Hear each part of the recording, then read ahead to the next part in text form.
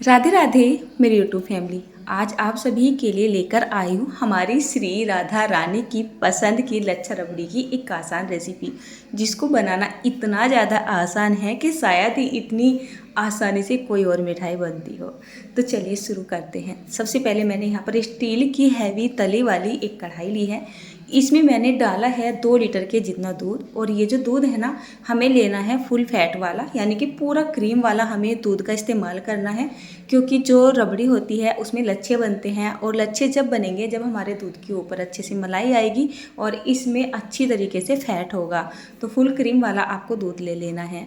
तो जैसे रात के टाइम में दूध को पका के रख देते हैं ना, तो मैंने शाम के टाइम में इसको पका के रख दिया था, और अब सुबह हो रही है। फ्रिज में रखा होने की वजह से इसके ऊपर काफ़ी मोटी मलाई आ रही थी, तो आपने देखा मैंने मलाई के साथ ही इस दूध को डाल दिया है। अब हमें गैस की फ्लेम को एकदम हाई रखना है, इसको कंटिन्यू चलाते रहना है जब तक ये दूध हमारा 3/4 ना रह जाए, जब तक हम इसको इसी तरीके से चलाते रहेंगे। और जब आप देखोगे करीब 3/4 दूध के रहने के बाद कि इसमें ना मलाई सी आने लगी है, तो आपको क्या करना है, कम से कम 1-1, 2-2 मिनट का गैप देना है। गैस का फ्लेम मीडियम करना है और इसके ऊपर अच्छे से मलाई आने देना है। लगातार चलाते रहोगे तो इसके ऊपर मलाई नहीं आएगी, और जब आप देखोगे कि इस तरीके से इसके ऊपर मलाई आ चुकी है, तो इसको हमें निकाल के साइड में नहीं करना है, कढ़ाई पे कुछ इसी तरीके से लगा देना है। अच्छा, एक बात और बता देती हूँ आपको, जब भी आप इस तरीके से लच्छा और रबड़ी की रेसिपी बना रहे हो, तो कोई बड़ी सी कढ़ाई लो जिस पे जो हमारी गैस चलती है और आंच लगती है ना, तो पूरी कढ़ाई में लगती है। अगर आप छोटी कढ़ाई लोगे तो पूरी की पूरी कढ़ाई में लगेगी। और जैसे आपने यहाँ पर ये मलाई को किनारे पे लगाया है या लगाते जाओगे, ये जल जाएगी। तो थोड़ी सी बड़ी कढ़ाई लोगे, थोड़ी सी फैली हुई कढ़ाई लोगे, तो जो आंच होती है ना, वो बीच बीच में लगती रहती है और किनारों पे ऊपर तक नहीं जाती है, जिसकी वजह से आप मलाई को इस तरीके से हटाते जाओगे और अपनी कढ़ाई के चारों तरफ चिपकाते जाओगे।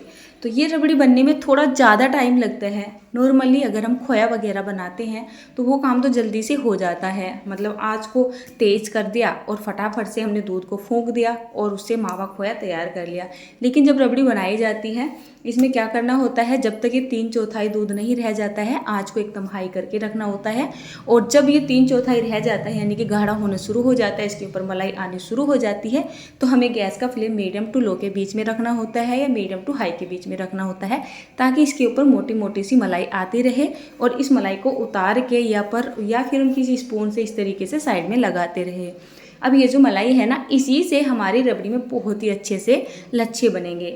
तो चलिए, ये तो ही हमारी कढ़ाई की बात। बाई चांस अगर आपके पास इस तरीके की कढ़ाई नहीं है, तो आपको क्या करना है, इस मलाई को उतारते रहना है और साइड में कोई बाउल वगैरह ले लेनी है, उसमें इसको इकट्ठा करते रहना है और लास्ट में आके सारी मलाई को दूध के अंदर ऐड करना है। तो ये तो मैंने बताई है आपको लच्छा बनाने वाली बात। तो आप देख सकते हैं ये प्रोसेस करने में कम से कम मुझे 20 मिनट का टाइम लग गया है। टोटली मुझे यहाँ पर 2 लीटर दूध से रबड़ी बनाने में कम से कम पौना घंटा से ज़्यादा का टाइम लग चुका था। इस टाइम पे आप देख सकते हो जो दूध है ना हमारा, यहाँ पर करीब 1/4 बच चुका है।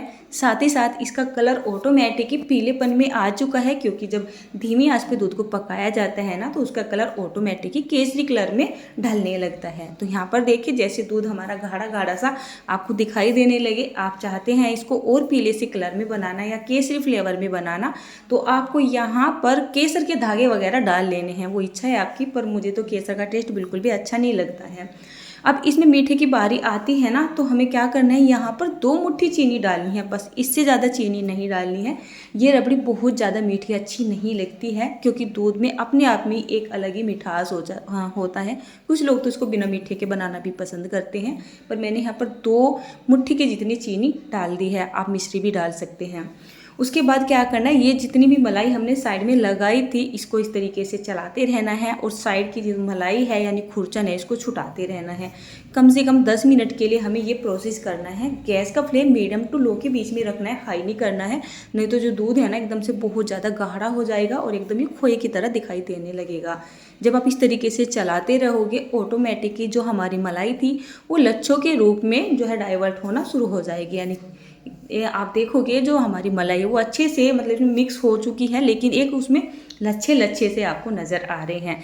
तो यही टेस्ट होता है असली जो है लच्छा रबड़ी में। तो चलिए इसको अच्छे से चला देने के बाद अभी बारी आती है इसको ठंडा करने की। गैस को ऑफ कर दिया है, कढ़ाई को नीचे तार लिया है। कम से कम इसकी आपको घुटाई करनी है, 10 मिनट तक आप इसको इसी तरीके से चलाते रहे ताकि जो लंबे लंबे रेशे हमारी मलाई के आ रहे हैं रबड़ी में वो भी सारे एकदम एक साथ से हो सके और इसमें एक अच्छा ही टेस्ट आ सके। तो इसको क्या करना है, ठंडा करने के बाद आपको फ्रिज में रख देना है। 1-2 घंटा के लिए आप इसको फ्रिज में रख दो और फ्रिज में रखने के बाद जब बहुत ही अच्छे से ठंडी हो जाए उसके बाद आप इसको सर्व कर दो। इसको सर्व करने के लिए मैंने यहाँ पर ये मिट्टी की ही एक मटकी है या फिर ये हांडी है वो ले ली है। मेरा मन कर रहा था कि आज इस मलाई रबड़ी को मैं मिट्टी के बर्तन में सर्व करूँ, न कि स्टील के या किसी और धातु के बर्तन में सर्व करूँ। तो यहाँ पर देखिए क्या बढ़िया हमारी ये लच्छा रबड़ी बनके तैयार हो चुकी है। थोड़ी सी मैंने यहाँ पर पिस्ते डाल दी है जिससे रबड़ी देखने में और भी ज़्यादा अच्छी लगे। तो ये लच्छा रबड़ी हमारी श्री राधा जी का प्रिय भोग है। हमारे घर में श्री राधा अष्टमी के दिन इस रबड़ी को बनाया जाता है और भोग लगाया जाता है। आपके घर में राधा अष्टमी पे क्या क्या बनाया जाता है मुझे कमेंट करके ज़रूर बताइएगा।